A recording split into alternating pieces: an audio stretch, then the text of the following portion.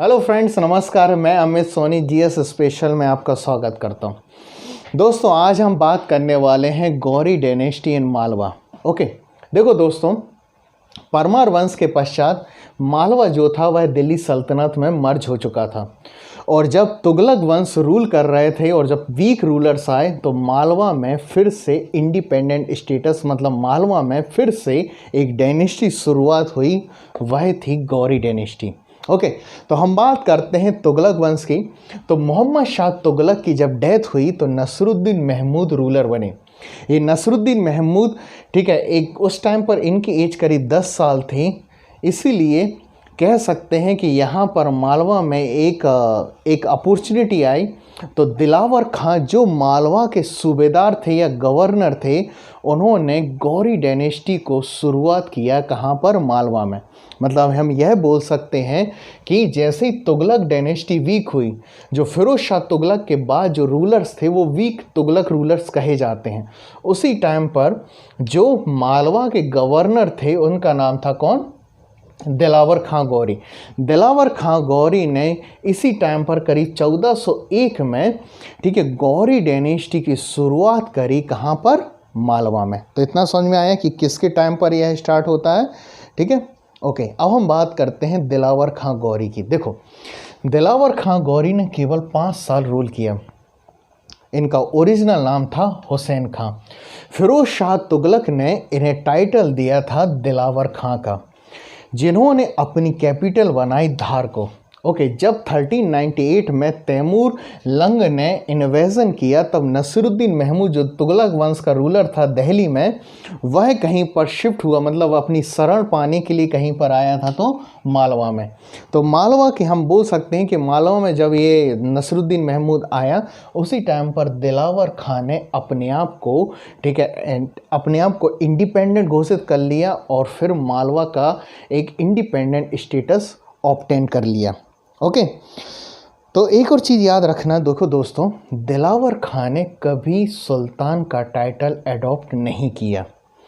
ठीक है, और 1406 में इनकी सडनली डेथ हुई। उसके बाद यदि कोई रूलर बना तो हुसैन शाह। मतलब हम यहाँ से बोलते हैं कि मालवा डायनेस्टी की शुरुआत यदि एक्चुअल में किसी के टाइम पर हुई तो हुसैन शाह से।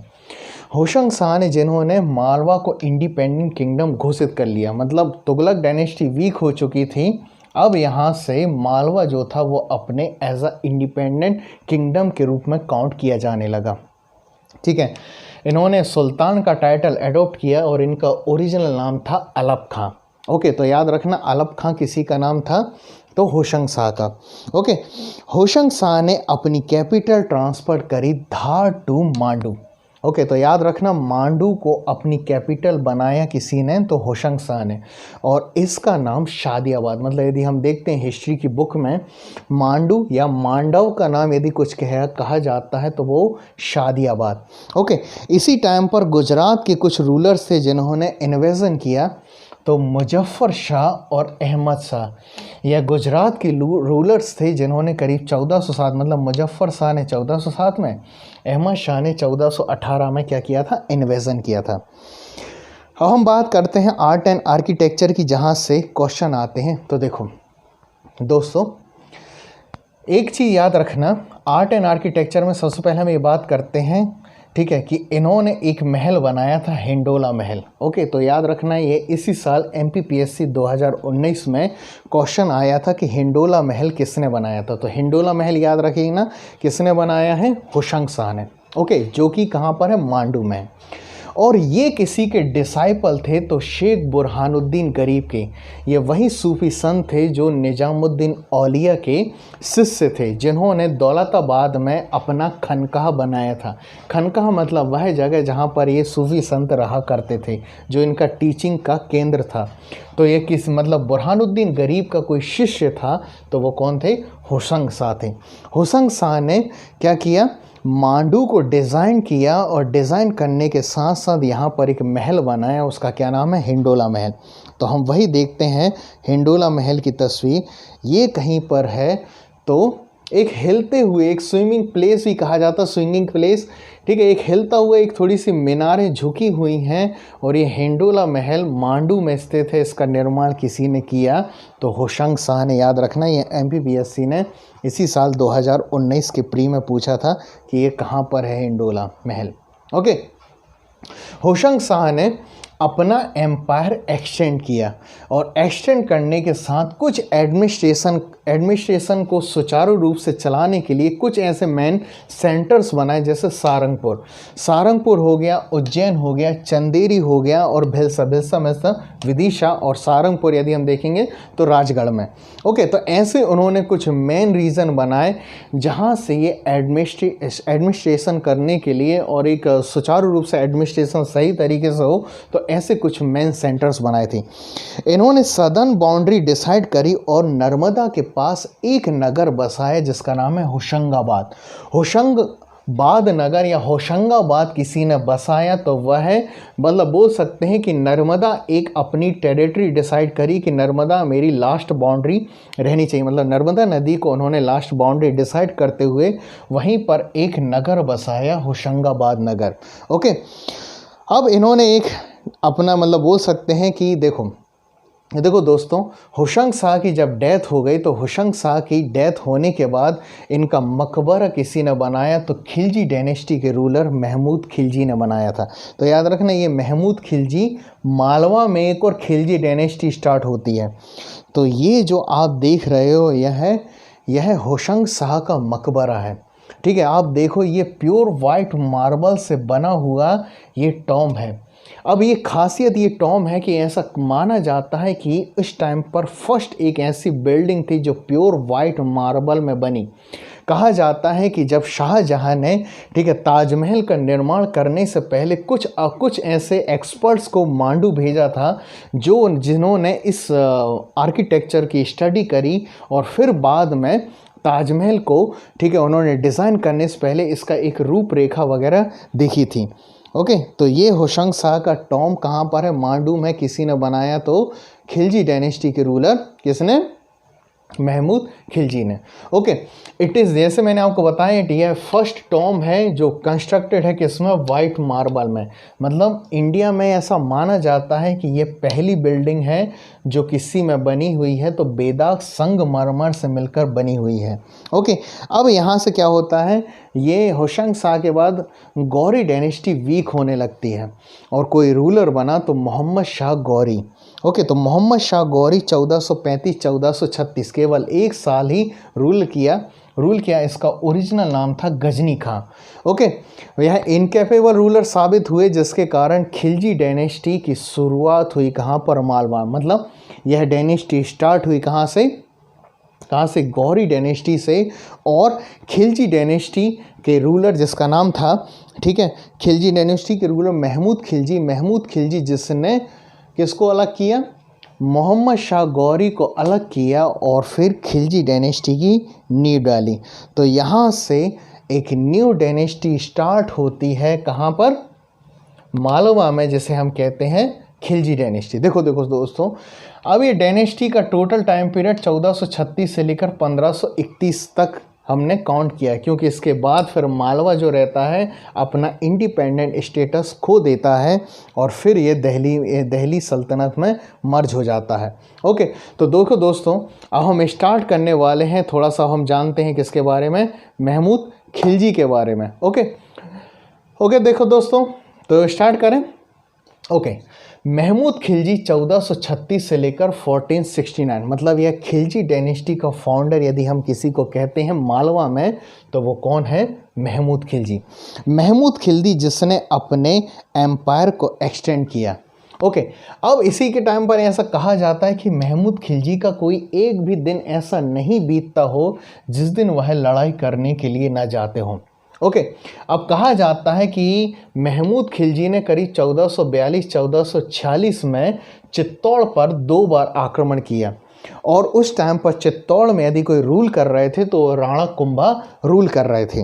ओके, अब क्या होता है ठीक है, दोनों के बीच में, ठीक है, चित्तौड़ को पाने के पीछे लड़ाई हुई। ये दोनों की जो लड़ाई हुई थी वह एक अनडिसाइसिव बैटल था। मतलब 1442 1446 में 2 बार जो लड़ाई हुई, लेकिन दोनों बार ही ये जो बैटल थे वह अनडिसाइसिव थे, मतलब अनिर्णायक युद्ध थे। ठीक है, अब क्या हो जाता है, लेकिन दोनों ने क्या किया, अपनी जीत को साबित करने के लिए एक विजय स्तंभ या एक पिलर बनाए जो साबित करें कि यार इस बैटल में मैंने जीत हासिल करी। तब राणा कुंभा ने, ठीक है, अपनी जीत को प्रदर्शित करने के लिए विजय स्तंभ या कीर्ति स्तंभ बनवाया। ये जो आप देख पा रहे हो इस चित्तौड़ में स्थित है। ठीक है, करीब 7 स्टोरी का ये पिलर है जो कहीं पर हमें देखने को मिलता है चित्तौड़ में। ओके, तो ये कीर्ति स्तंभ किसी ने बनाया, तो किसने बनवाया, राणा कुंभा ने। ये हमेशा एग्जाम में आता है कि कीर्ति स्तंभ या विजय स्तंभ किसी ने बनवाया है, तो ये मालवा के रूलर महमूद खिलजी को डिफीट करने के उपलक्ष्य में बनाया। और उसी टाइम पर महमूद खिलजी ने भी एक 7 स्टोरी, मतलब अपने आप को भी जीत साबित करने के लिए 7 स्टोरी विजय स्तंभ बना डाला मांडू में।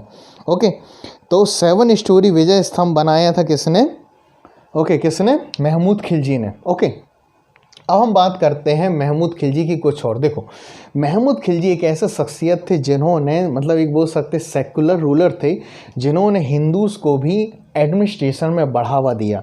ठीक है, इन्हीं के एक ट्रेजरी ऑफिसर थे जिनका नाम था संग्राम सिंह सोनी। तो एक ऑफिसर थे, मतलब सभी को इन्होंने, मतलब एक सेकुलर रूलर थे जिन्होंने सभी को बढ़ावा दिया। संग्राम सिंह सोनी ने एक बुक लिखी है बुद्धि सागर। ओके, बुद्धि सागर वह बुक है जो कि जैन धर्म से संबंधित है। मतलब हम ये बोल सकते हैं कि रूलर ने सभी धर्मों को बढ़ावा दिया। ओके, अब इनके दरबार में, ठीक है, इनके दरबार में जितने भी लोग रहते थे, एक और चीज़ देखो दोस्तों याद रखना, जितने भी नोबल्स या जितने भी अमीर, मतलब हम बोल सकते हैं इनके दरबार में जितने भी लोग थे जो एक ऑफिसर थे या जो अपॉइंटेड होते थे, उनको कंपलसरी मिलिट्री सर्विसेज देनी होती थी। मतलब दरबार में जितने भी लोग रहेंगे उन सबको कंपलसरी मिलिट्री सर्विसेज देनी पड़ती थी।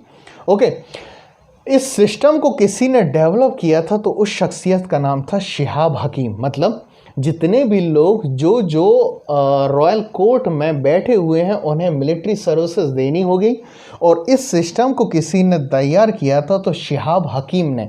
मतलब हम जब हम पढ़ते हैं मुगल्स में, तो मुगल्स में एक सेम टाइप का मनसबदारी सिस्टम के रूप में ही काउंट किया जाता है। मतलब कि पहले मतलब मनसबदारी से पहले यदि किसी ने भी एक ऐसा सिस्टम डेवलप कर लिया था जिसमें कंपलसरी मिलिट्री सर्विसेज देनी होती थी, तो वो किसी के द्वारा तैयार किया था शिहाब हकीम, और किसी के टाइम पर किया गया था, तो किसके टाइम पर, महमूद खिलजी के टाइम पर। ओके, तो कहा जाता है कि जितने भी some of their nobles also have to keep army, जैसे मैंने आपको बताया कि इनको आर्मी रखनी पड़ती थी। ओके, अब जितने भी ऐसे ऑफिसर्स थे जो मिलिट्री सोल्जर्स भी होल्ड करते थे, मतलब यहाँ से ध्यान से समझना, जो आर्मी या जो ऑफिसर हो गए जो अपने अंडर एक पैदल सैनिक और एक घुड़सवारों की सेना को होल्ड करते थे, उन्हें कहा जाता था यारी दहा।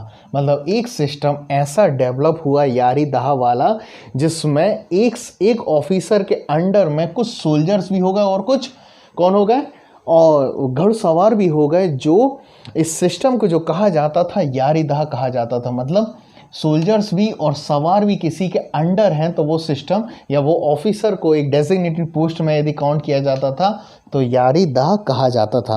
अब हम बात करते हैं इनके आर्ट एंड आर्किटेक्चर की, जिन्होंने मालवा को कुछ बहुत ज़्यादा बढ़ावा दिया। तो इन्होंने, ठीक है, कई मदरसा बढ़वाए हुए थे। ओके, मदरसा जो बढ़वाए हुए थे, मतलब मदरसा वह जगह होती है जहाँ पर एजुकेशन क्षेत्र होता है। मतलब मुस्लिमों को एजुकेशन देने के लिए एक सेंटर कहलाते जिनको मदरसा कहा जाता है। ओके, इन्होंने जामी मॉस्क बनाई है मांडू में। तो याद रखना, जामी मॉस्क किसी ने बनाई, तो वो बनाई किसने, महमूद खिलजी ने। ओके, लेकिन जामी मॉस्क का एक्चुअल में कंस्ट्रक्शन किसी के टाइम पर स्टार्ट हुआ था, तो होशंग शाह के समय। लेकिन कंप्लीट हुआ महमूद खिलजी के समय।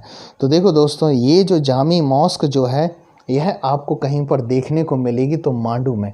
ये किसी ने बनाई तो एक्चुअल में स्टार्ट हुआ था होशंग शाह के समय और कंप्लीट हुआ किसके समय, ठीक है, किसके समय, महमूद खिलजी के समय। ओके, अब इन्होंने पेंटिंग्स को भी बढ़ावा दिया, जिनमें जैन धर्म की एक बुक है कल्पसूत्र। कल्पसूत्र को भी प्रेजेंटेड किया गया एक पेंटिंग फॉर्म में। मतलब हम बोल सकते हैं कि आर्ट एंड आर्किटेक्चर को बढ़ावा दिया, जिसमें जैन धर्म से संबंधित कल्पसूत्र को भी एज अ पेंटिंग्स के रूप में प्रदर्शित किया गया। ओके, अब शिफा खाना, ठीक है, महमूद खिलजी ने एक शिफा खाना मतलब हम बोल सकते हैं एक ऐसी जगह जहां पर इलाज कराया जाता, मतलब इलाज मिलता है या मेडिकल फैसिलिटीज से रिलेटेड शिफा खाना ट्रीटमेंट के लिए तैयार करवाया। ओके, अब इन्होंने एक नगर बसाया, ठीक है, जिसका नाम है मुस्ताबाद नगर। मुस्ताबाद नगर किसी ने बसाया है तो वो गागरोन राजस्थान में ये बसाया था महमूद खिलजी ने। ओके, तो मुस्ताबाद नगर गागरोन राजस्थान में बसाया किसने, महमूद खिलजी ने।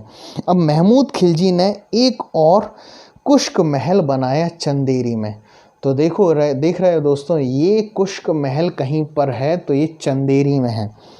ये इसका आर्किटेक्चर यह हमें देखने को मिलता है चंदेरी में। ओके, तो ये कुश्क महल किसी ने बनाया है तो ये बाहर से ऐसा हमें देखने को मिलता है।